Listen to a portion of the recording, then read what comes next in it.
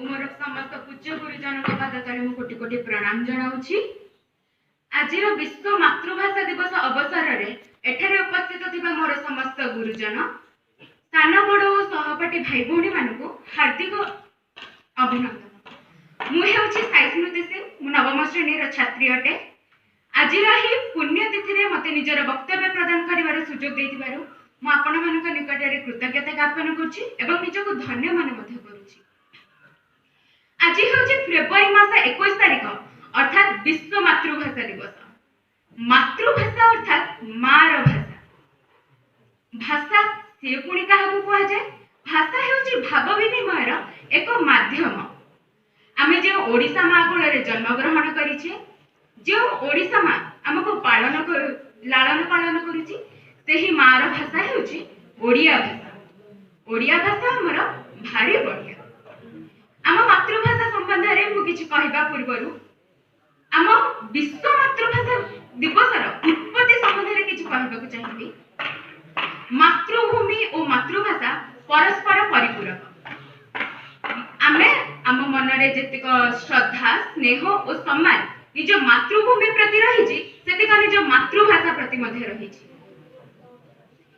1947 मसीह आम भारत वर्ष स्वाधीनता लाभ करने पर भारत दुई भाग में विभक्त है।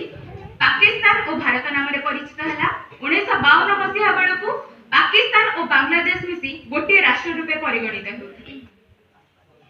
पाकिस्तान जितेबाला निज राष्ट्रभाषा रूपे उर्दू को घोषणा कला से बंगाली अधिवासी मानकर जातीयता क्षुण्ण होता, जहा फल ढाका विश्वविद्यालय छात्र छात्री वृंद एवं किछटा समाज कर्मचारी निज मातृभाषा निजर अधिकार पाई आंदोलन करने को ओह्लैआसिले। सरकार आंदोलन को रोकवा जाई आंदोलनकारी 4 जन विद्यार्थी को हत्या संगठित करथिले। सेही 4 जन शहीद विद्यार्थी को सम्मान देवा उद्देश्य श्रद्धांजलि देवा उद्देश्य संयुक्त राष्ट्र शिक्षागत वैज्ञानिक और सांस्कृतिक संगठन 1999 मसीहा नवेम्बर मासरे विश्व मातृभाषा दिवस पालन करिवार निर्णय लेथिला। एथिपई तारीख मध्ये धार्य करागला, जहा कि आजिर पुण्य तिथि अटे। सबु भाषा समान। मातृभाषा मातृभूमि और मातृभाषा परस्पर परिपूरक अटंती। जदि आमे आम भारत कथा चिंता करिबा, सर्वमोट प्राय 1652 भाषा थिबार जणा जायछि। सेथि मध्यरु 22 भाषा को संविधान द्वारा स्वीकृति मिली। तन्मध्यरु आम ओडिया भाषा अन्यतम। ओडिया भाषा भारत में 10म स्थान एवं पृथ्वी में 37तम स्थान अधिकार करिछि। ओडिया भाषा आम राज्यर राज्य भाषा एवं झारखंड मध्य द्वितीय राज्य भाषा। सारला दास द्वारा प्रथमे ओडिया लिपि रे लेखा जाइतिला एवं आम मातृभाषा अर्थात ओडियार जनक रूपे फकीर मोहन सेनापति सुपरिचित। जो व्यक्तिर ज्ञान निज मातृभाषा रे जेते उन्नत से व्यक्ति जे सेते ज्ञानी एहा निसंदेह। मातृभाषा सहित आमर संपर्क जन्मर परवर्ती मुहूर्त ठारू मृत्यु पर्यंत थाए। सेथिबे मातृभाषा हेउछि आमर परिचय, आमर गौरव। सेथिबे कुह ओडिया रे, लेख ओडिया रे, पढ़ ओडिया रे, हुओ ओडिया एवं निज मातृभाषा को उन्नत रख। ए सब तो हमें जानी छे। इतिहास कथा ए सब बही रे भी लिखा होचे, हमें भी पढ़ी पाइबा सब अछि। किंतु आम मातृभाषा को संविधान द्वारा स्वीकृति प्राप्त भाषा करिबारे हेउ अबा मातृभाषा को उन्नतिर शीर्ष रे पहुंचाई पारे हेउ आम ओडिसा सुपुत्र मानकर बलिदान अकुहा बलिदान कथा जहा रही जाइछि ताकू कोन हम प्रकृत पक्षरे हृदयगम करि परिछे। आज मोर यही प्रश्न समस्त ओडिया जो अकुहा बलिदान कथा जातीयता मातृभाषार सम्मान रही जाइछि ताकू हम प्रकृत पक्षरे मन रखिछे कि भूली जाइछि। मु जानि छे एहा एक कटु सत्य अटे एवं समस्त ओडिया को मध्य ओडियार स्वाभिमान को मध्य मोर एई कथा आघात पहुंचैछि, सेति क्षमा प्रार्थना करूछि। किंतु ओडिया भाषार सेतेरे प्रसार न हेबार कारण मध्य आमे ओडिया मानि जदि आमे निज मातृभाषा प्रति सम्मान प्रदर्शन न करिबा तेबे अण ओडिया व्यक्ति माने आम ओडिया भाषा शिखिबा पई काहे के आग्रह प्रकाश करिवे। प्रकाश करिवे। मातृभाषा एटा तो गोटे ये गला समस्त स्वाभिमान को आघात मध्य कला, किंतु आकु मो एक उदाहरण माध्यम रे बुझेबा को चेष्टा करिवि। वर्तमान आधुनिकतार द्वाहिरे आमे आम मातृभाषा प्रति असमान अजनता रे परिप्रकाश करछि। किपरि आजिकालीर समाजर मानसिकता किछि एपरि हे गलानी जे जदि जणे व्यक्ति इंग्रजी रे पदटे कहि दोछि किबा अभिभाषण प्रदान करछि से प्रशंसार पत्र होछि, किंतु अपर पक्षरे जदि जणे व्यक्ति मातृभाषा रे निजर वक्तव्य प्रदान करछि, अभिभाषण प्रदान करछि अथवा मंतव्य प्रदान करछि से प्रशंसार पत्र देहु नै, लोक मानक सामने रे एहा एक साधारण कथा रूपे रहुछि। निज दैनंदिन जीवन रो निज परिवार रो गोटे उदाहरण नै परिबा।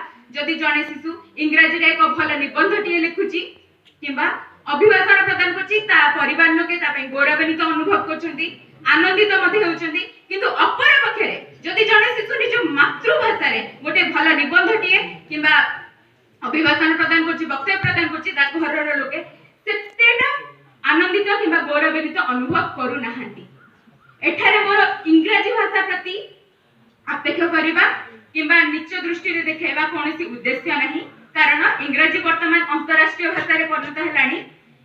समस्त इंग्रजी शिखिबा आवश्यक, कहिबा आवश्यक, किंतु अंतरराष्ट्रीय भाषा प्रति समान प्रदर्शन करिबा को जाय निज मातृभाषा प्रति असमान प्रदर्शन करिबा कदापि ग्रहणीय योग्य नहे, बरं निंदनीय।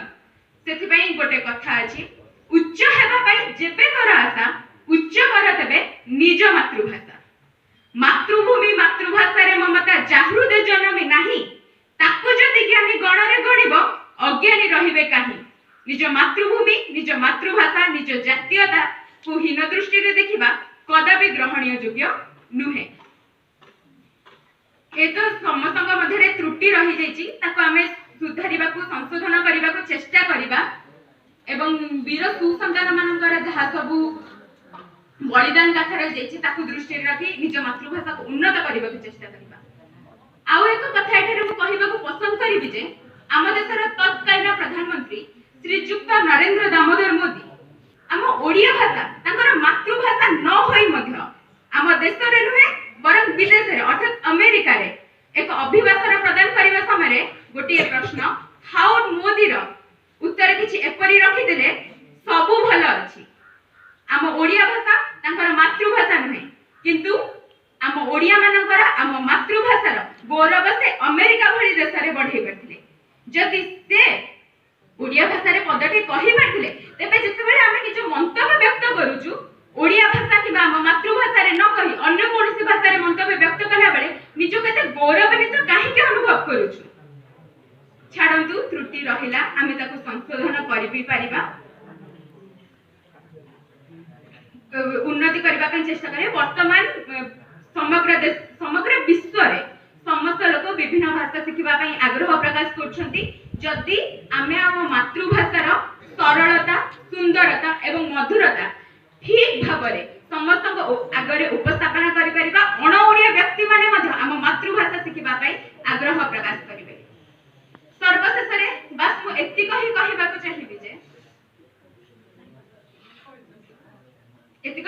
चाहिबि जे पृथ्वी जदि आम मां पृथ्वीर समस्त भाषा आम मातृभाषा, जदि भारत आम मां भारतर समस्त भाषा आम मातृभाषा, तेणु निज भाषा को उन्नत करबा को जाई निज भाषार प्रचार प्रसार करबा को जाई अन्य कोनोसी भाषा को नीच दृष्टि रे देखिबा कदापि ग्रहणीय योग्य नहीं। शेषरे कुह ओडिया लेख ओडिया पढ़ ओडिया बही हुओ ओडिया ओडिया भाषा महत थाउ रही। आमे ओडिया आमे लेखिबा ओडिया रे पढ़िबा ओडिया रे उन्नतिर शीर्ष छुईबा बढ़िया रे। शेषरे मोर वक्तव्य को एते समय दे सुनिथिबारु आपण मानको हार्दिक अभिनंदन जणाउछि एवं क्षमा प्रार्थना मध्ये करूछि। मो वक्तव्य रे जति त्रुटि जदि रहि जाय मते क्षमा कर देबे। एतिक कहि मो वक्तव्य शेष करछि। जय जगन्नाथ।